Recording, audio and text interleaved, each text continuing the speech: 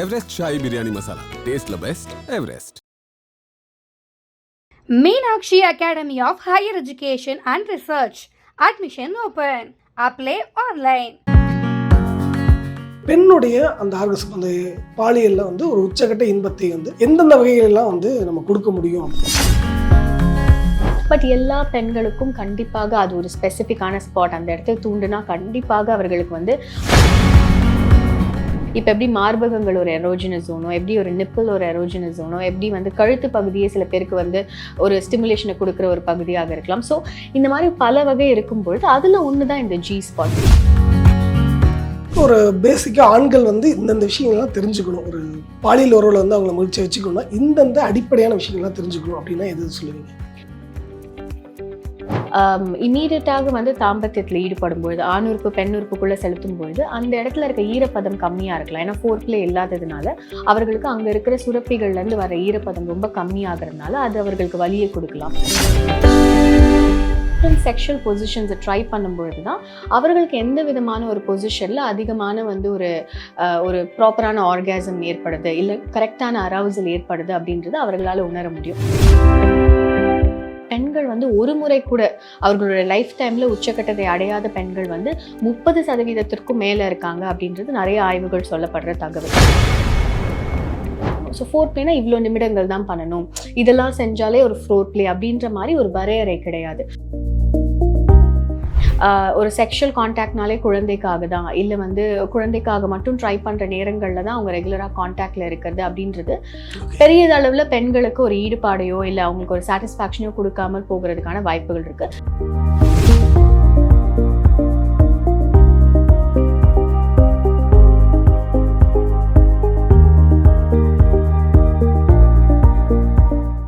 வணக்கம். வணக்கம். Women orgasm பற்றி வந்து ஒரு பெரிய உரையாடலே இந்த சமூகத்தில் நடக்கலன்னு சொல்லலாம். ரொம்ப காலமாக அதை பற்றி பேசப்படவே இல்லை. ஒரு செக்ஸ் அப்படின்ற போது வந்து ஒரு ஆணுடைய ப்ளஷர் மட்டும்தான் பேசப்பட்டுச்சு. ஒரு பெண்ணுக்கு அதில் வந்து நிறைவு கிடைச்சதா இல்லையான்றதை பற்றி இல்லை. இது வந்து உலகம் ஃபுல்லாக இது மிகப்பெரிய வரலாறே இருக்குது.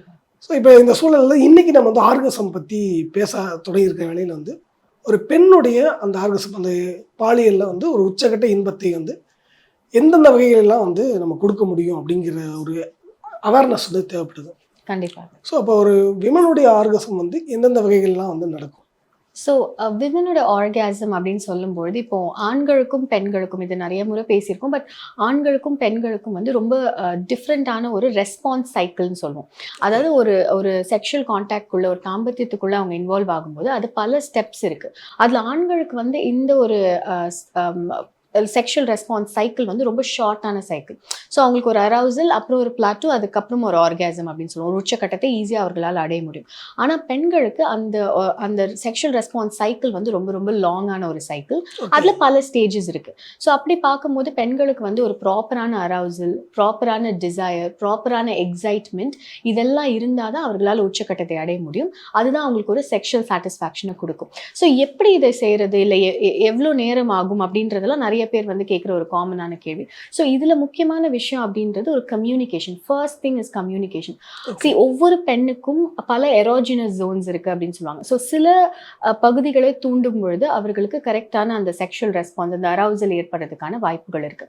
ஸோ அதோட ப்ரிஃபரன்சஸ் வந்து அவங்க பார்ட்னர் கிட்ட சொல்ல வேண்டியது, இல்லை அவங்க பார்ட்னரோட ஓப்பனாக டிஸ்கஸ் பண்ணுறதுக்கான ஒரு ஸ்பேஸ் கிரியேட் பண்ணுறது ரொம்ப ரொம்ப முக்கியம். ஏன்னா இப்போ இருக்க சொசைட்டிலையும் வந்து சில நேரங்களில் பெண்கள் வந்து ரொம்ப ஒரு ஷையாக ஃபீல் பண்ணுறதுனாலையோ, இல்லை அவங்களோட ஹஸ்பண்ட் கிட்டே சில விஷயங்களை சொல்கிறதுக்கு தயக்கப்படுறதுனாலையோ அவங்களோட ப்ரெஃபரன்சஸ் என்ன, அவங்களுக்கு என்ன மாதிரியான விஷயங்கள் பிடிக்கும், இல்லை அவங்களுக்கு அது தூண்டுதலை கொடுக்குது அப்படின்றதே கரெக்டாக கம்யூனிகேட் பண்ண முடியாத பொழுது ஆண்களாகவே அதை வந்து கணித்து அதை செய்யணும் அப்படின்ற போது சில நேரங்களில் அந்த கம்யூனிகேஷனில் ஒரு லேக் ஆகிறதுனால அவர்களுக்கு ப்ராப்பரான ஃபோர் பிளே இல்லை ப்ராப்பரான அரவுசல் ஏற்படாமல் போகிறதுக்கான வாய்ப்புகள் இருக்குது. ஸோ கம்யூனிகேஷன் ரொம்ப முக்கியம். இரண்டாவது வந்து அவர்களுக்கு வந்து லைக் என்ன மாதிரியான தூண்டுதல் எவ்வளோ நேரம் கன்சிஸ்டண்ட்டாக பண்ணணும் அப்படின்றதுலையும் ஒரு ப்ராப்பரான ஒரு கிளாரிட்டி இருக்கணும். ஸோ சில நேரங்களில் எக்ஸ்டெண்டட் ஃபோர் பிளே அப்படின்னு சொல்லுவோம். ஸோ ஃபோர் பிளேனா இவ்வளோ நிமிடங்கள் தான் பண்ணணும், இதெல்லாம் செஞ்சாலே ஒரு ஃபோர் பிளே அப்படின்ற மாதிரி ஒரு வரையறை கிடையாது.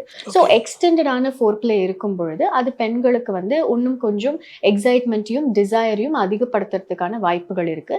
ஸோ அப்போ அவர்களால் உச்சக்கடத்தை அடையிறதுல உச்சக்கடத்தை அடையிற டைம் ஷார்டன் ஆகலாம். அண்ட் அது ஒரு பிளஷரபிளாகவும் அவங்களுக்கு இருக்கிறதுக்கான வாய்ப்புகள் அதிகம். ஓகே. இதை தாண்டி sexual positions, so different sexual பொசிஷன்ஸை ட்ரை பண்ணும்பொழுது தான் அவர்களுக்கு எந்த விதமான ஒரு பொசிஷனில் அதிகமான வந்து ஒரு ப்ராப்பரான ஆர்காசம் ஏற்படுது, இல்லை கரெக்டான அரவுசல் ஏற்படுது அப்படின்றது அவர்களால் உணர முடியும். ஒரே மாதிரியான டெக்னிக்ஸ் இல்லை ஒரே மாதிரியான பொசிஷனில் மட்டும்தான் அவர்கள் ட்ரை பண்ணிக்கொண்டே இருக்கும் பொழுது அவர்களுக்கு அதில் இருக்கிற ஒரு சாட்டிஸ்ஃபேக்ஷன் கம்மியாக இருக்கிறதுக்கான வாய்ப்புகள் இருக்குது. இதை தாண்டி இப்போ இருக்க காலகட்டத்தில் பல விஷயங்கள் இருக்குது. இப்போது பாடி சேஃப் செக்ஸ் டாய்ஸ்ன்னு சொல்கிறோம். ஸோ அந்த மாதிரி விஷயங்களை அவங்க ட்ரை பண்ணுறது, புதுமையான விஷயங்களை அவர்கள் எக்ஸ்பெரிமெண்ட் பண்ணுறது ரொம்ப ரொம்ப இம்பார்ட்டன்ட். ஏன்னா ஒரு செக்ஷுவல் கான்டாக்ட்னாலே குழந்தைக்காக தான், இல்லை வந்து குழந்தைக்காக மட்டும் ட்ரை பண்ணுற நேரங்களில் தான் அவங்க ரெகுலராக கான்டாக்டில் இருக்கிறது அப்படின்றது பெரிய அளவில் பெண்களுக்கு ஒரு ஈடுபாடையோ இல்லை அவங்களுக்கு ஒரு சாட்டிஸ்ஃபேக்ஷனையோ கொடுக்காமல் போகிறதுக்கான வாய்ப்புகள் இருக்குது. ஸோ ஒவ்வொரு முறையுமே அவர்கள் ட்ரை பண்ணும்போது புதுமையான விஷயங்களை அவர்கள் 2 பேருமே வந்து ஒரு டிஸ்கஸ் பண்ணி எக்ஸ்பெரிமெண்ட் பண்ணும் பொழுது அப்பவும் அவர்களுடைய அரவுசல் அண்ட் எக்ஸைட்மெண்ட் அதிகமாகிறதுக்கான வாய்ப்புகளும் அவர்கள் உச்சக்கட்டத்தை அடையிறதுக்கான வாய்ப்பு அதிகமாகவும் இருக்கிறதுக்கான வாய்ப்புகள் இருக்குது. இதை தாண்டி இப்போ இருக்கிற நவீன இப்போ டாக்டர்ஸை மீட் பண்ணலாம். அவங்க வந்து இப்போ மெடிகேஷன்ஸ் இருக்குது, அதுக்கு சில வகையான லைக் டெக்னிக்ஸ் இருக்குது. இப்போ சில பெண்கள், அதாவது நிறைய ஆய்வுகள் படி பெண்கள் வந்து ஒரு முறை கூட அவர்களுடைய லைஃப் டைமில் உச்சக்கட்டத்தை அடையாத பெண்கள் வந்து 30% மேலே இருக்காங்க அப்படின்றது நிறைய ஆய்வுகள் சொல்லப்படுற தகவல். அண்ட் 70% ஆஃப் விமன் வந்து ரெகுலராக வந்து உச்சக்கட்டத்தை அடையிறதில்லை, எப்போவாது ஒரு முறை தான் அடையிறாங்க அப்படின்ற மாதிரி நிறைய ஆய்வுகள் இருக்கு. ஸோ இப்படி இருக்கும் பட்சத்தில் இப்போ இருக்க காலகட்டத்தில் ஓ ஷாட் அப்படின்னு சொல்லுவோம், தட் இஸ் ஆர்காசம் இன்க்ரீஸ் பண்ணுறதுக்கு ஒரு பர்டிகுலர் பாயிண்ட் இருக்கு, கிளிட்டோரிஸ் அப்படின்னு சொல்ற அந்த ஒரு பகுதி. அந்த பகுதியில் வந்து ஒரு பிஆர்பி அப்படின்றது அவங்களுடைய ரத்தத்தை எடுத்து அதில் இருக்க சில அணுக்களை செப்பரேட் பண்ணி அந்த இடத்துல இன்ஜெக்ட் பண்ணும்பொழுது அது அந்த ஏரியாவோட சென்சிட்டிவிட்டியை இன்க்ரீஸ் பண்ணும். ஸோ இன்க்ரீஸ் பண்ணும்பொழுது தூண்டுதல் அந்த மாதிரி அந்த இடத்தை செய்யும் பொழுது அவர்களுக்கு அதிகமான ஒரு ப்ளெஷரபிளான ஒரு உச்சக்கட்டம் ஏற்படுறதுக்கான வாய்ப்புகள் இருக்குது. ஸோ அந்த அளவுக்கு இப்போ வந்து பெண்களுடைய செக்ஷுவல் ஃபங்க்ஷன்ஸ்க்கான ஒரு முக்கியத்துவம் ஏற்பட்டிருக்கு. நவீன முறைகளில் நிறைய வந்து ஆப்ஷன்ஸ் இருக்குது. பட் அவங்க பார்ட்னரோட அதை எக்ஸ்ப்ளோர் பண்ணுறதுன்றது ரொம்ப இம்பார்ட்டன்ட். அதுதான் ப்ரிலிமினரி, அது இனிஷியலாக பண்ண வேண்டிய விஷயங்கள். அதை தாண்டி அவங்க மெடிக்கல் ஹெல்ப்பும் வந்து நாடலாம் இப்போ இருக்க காலகட்டத்தில். ஃபோர் பிளேன்றது வந்து ஒரு உறவுடைய தொடக்கத்தில் வந்து அது மாதிரி ரொம்ப ப்ளஷராக அதை டைம் எடுத்து ஃபோர் ப்ளே பண்ணுறது இந்த மாதிரி விஷயங்கள்லாம் இருந்திருக்கும். ஆனால் ஒரு நாளாக வந்து என்னென்னா அதில் வந்து ஒன்றும் அதுக்கான ஒரு நேரம் ஒதுக்கி பண்ண முடியாத அளவுக்கு வந்து என்னென்னா ஒரு ப்ளே மட்டும் பண்ணிட்டு வந்து அவர் போயிடுறாங்க. ஃபோர் பிளேன்றதுக்கான ஒரு ஸ்பேஸே இல்லாமல் போகிற இடம் இருக்குது. இப்போ எல்லா தருணங்களையும் அந்த ஃபோர் பிளே வந்து நமக்கு தேவைப்படுமா? கண்டிப்பாக பெண்களுக்கு வந்து ஃபோர் பிளே அப்படின்றது மிக அவசியமான ஒரு விஷயம். ஏன்னா நான் சொன்ன மாதிரி அந்த செக்ஷுவல் ரெஸ்பான்ஸ் சைக்கிளே கொஞ்சம் லாங்கான சைக்கிள் தான். அவர்களுக்கு கொஞ்சம் நேரம் ஆகும் ஒரு உச்சக்கட்டத்தை அடையிறதுக்கு. ஸோ ரொம்ப குவிக்காக வந்து பெனிட்ரேட்டிவ் செக்ஷுவல் கான்டாக்ட், அதாவது இமீடியட்டாக வந்து தாம்பத்தியத்தில் ஈடுபடும் பொழுது ஆண் உறுப்பு பெண் உறுப்புக்குள்ளே செலுத்தும் பொழுது அந்த இடத்துல இருக்க ஈரப்பதம் கம்மியாக இருக்கலாம். ஏன்னா ஃபோர் பிளே இல்லாததுனால அவர்களுக்கு அங்கே இருக்கிற சுரப்பிகள்லேருந்து வர ஈரப்பதம் ரொம்ப கம்மியாகிறதுனால அது அவர்களுக்கு வலியை கொடுக்கலாம். வலி இல்லை டிஸ்கம்ஃபர்ட் இருக்கும்போது அவர்களால் அந்த செக்ஷுவல் ரெஸ்பான்ஸை உணர முடியாது. ப்ராப்பரான அவர்களுக்கு ஒரு அரவுசலோ இல்லை ப்ராப்பரான உச்சக்கட்டத்தை அடைய முடியாமல் போகிறதுக்கான வாய்ப்புகள் அதிகம். இதை தாண்டி வந்து சைக்கலாஜிக்கலாகவும் அதில் ஒரு ஈடுபாடு ஏற்படணும் இல்லையா? அது ரொம்ப குவிக்காக இருக்கும்போது பெண்களுக்கு அது ஒரு உச்சக்கட்டத்தை கொடுக்குமா அப்படின்னா அது ஒரு கேள்விக்குறியாக தான் இருக்கும். அண்ட் ஆண்கள் மாதிரி அது ஒரு ஃபிசிக்கல் ரெஸ்பான்ஸ் இல்லை பெண்களுக்கு. ஸோ எவ்ரி டைம் வந்து ஒரு ஆண் வந்து எஜாக்குலேட் பண்ணும்போது அவர்களுக்கு அதுலேருந்து ஒரு ஆர்காசம் கிடைக்கிறதுக்கான வாய்ப்புகள் ரொம்ப ரொம்ப அதிகம். ஆனால் பெண்களுக்கு அப்படி கிடையாது. ஒரு ஆர்காசமே இல்லாமல் ஒரு செக்ஷுவல் கான்டாக்ட் அவர்களுக்கு முடியறதுக்கான வாய்ப்புகள் இருக்குது. அப்படின்றதுனால ஃபோர் பிளே அப்படின்றது ஒரு மிக முக்கியமான ஒரு விஷயம். லூப்ரிகேஷனுக்காக இருக்கட்டும், இல்லை அந்த ஏரியாவில் இருக்க சென்சிட்டிவிட்டி இன்க்ரீஸ் ஆகிறதுக்காக இருக்கட்டும், இல்லை அவர்களுக்கு அந்த ஒரு கன்சிஸ்டண்டான தூண்டுதல் இருந்தால் தான் உச்சக்கட்டத்தை அடைய முடியும் அப்படின்ற காரணத்தினாலையும் கண்டிப்பாக ஃபோர் பிளேன்றது முக்கியம். இப்போ ஃபோர் பிளேயை பற்றி பேசுகிற அளவுக்கு வந்து ஆஃப்டர் பிளேயை பற்றி பெரிய அளவுக்கு பேசப்படல. அதை பற்றின ஒரு அவேர்னஸ் டோட்டலாக இல்லாமல் இருக்குது.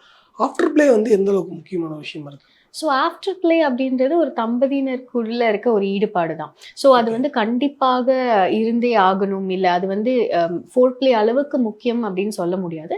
பட் இப்போ இருக்க காலகட்டத்தில் ஒரு இன்டிமெசி அப்படின்றது ஒரு ரிலேஷன்ஷிப்பில் ரொம்ப முக்கியமான விஷயம் தான் நம்ம சொல்கிறோம்.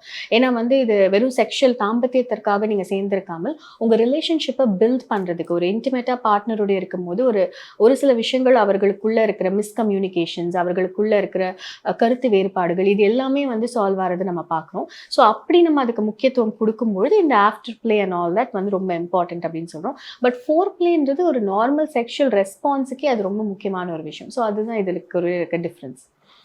பொதுவாக வந்து செக்ஸ் அப்படின்னாலே ஆண்கள் பல பேர்த்துக்கு நினச்சிக்கிட்டு இருக்கிறது வந்து பெனிட்ரேஷன் தான் வந்து செக்ஸுடைய கோர் அப்படிங்கிற ஒரு எண்ணம் தான் பரவலாகவே இருக்குது. ஸோ அப்போ அந்த பெனிட்ரேட்டிவ் டைம் மட்டும்தான் வந்து செக்ஸுடைய ப்ளஷரை வந்து தீர்மானிக்கும் அப்படிங்கிற ஒரு அபிப்பிராயம் இருக்குது. இது சரியா? கண்டிப்பா.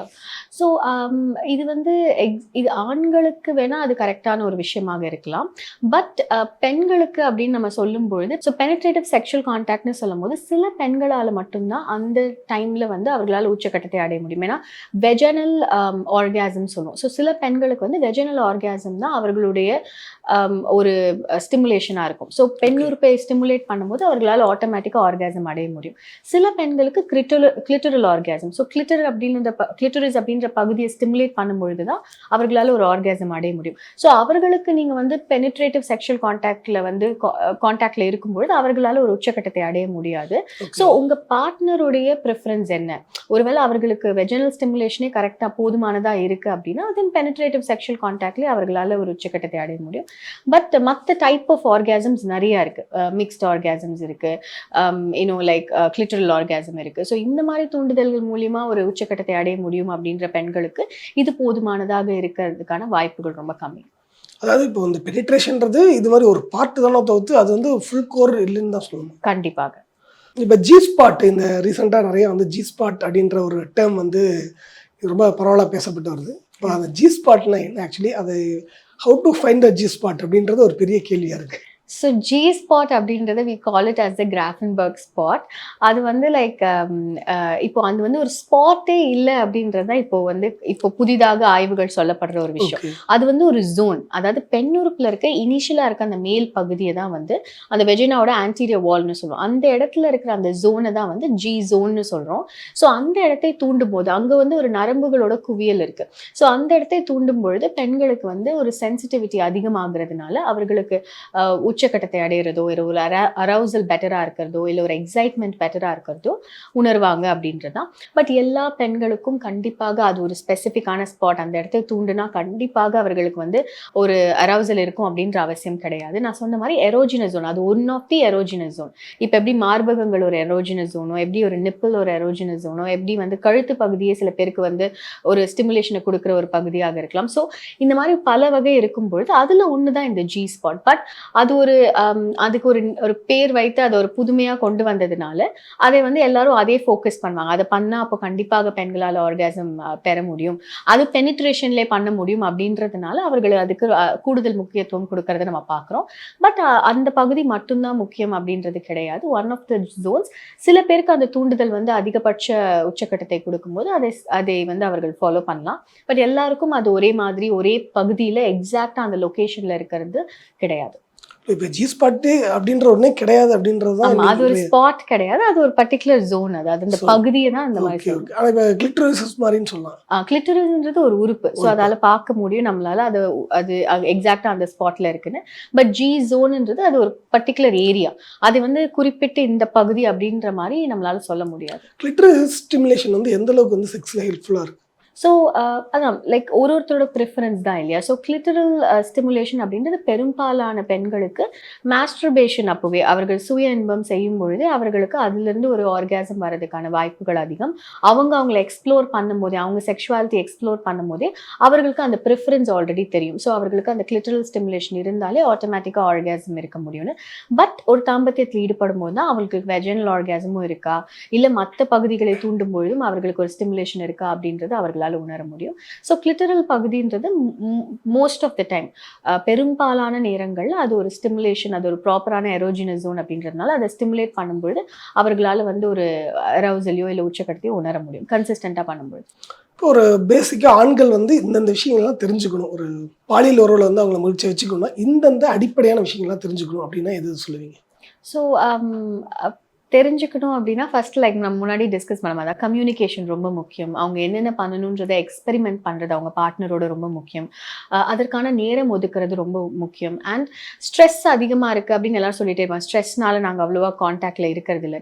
பட் செக்ஷுவல் கான்டாக்டே ஒரு டீஸ்ட்ரெஸ் பண்ணுற ஒரு நேரம் தான். ஸோ அவங்க ஒரு கான்டாக்டில் இருக்கும்பொழுது அவங்களுக்கு ஆட்டோமேட்டிக்காக அவங்க டீஸ்ட்ரெஸ்டாக ஃபீல் பண்ணுறதுக்கான வாய்ப்புகள் இருக்குது. ஸோ ஸ்ட்ரெஸ் மேனேஜ்மெண்ட்டையும் இதில் கொண்டு வந்து கொஞ்சம் ரெகுலராக கான்டாக்டில் இருக்கிறது ரொம்ப முக்கியம்.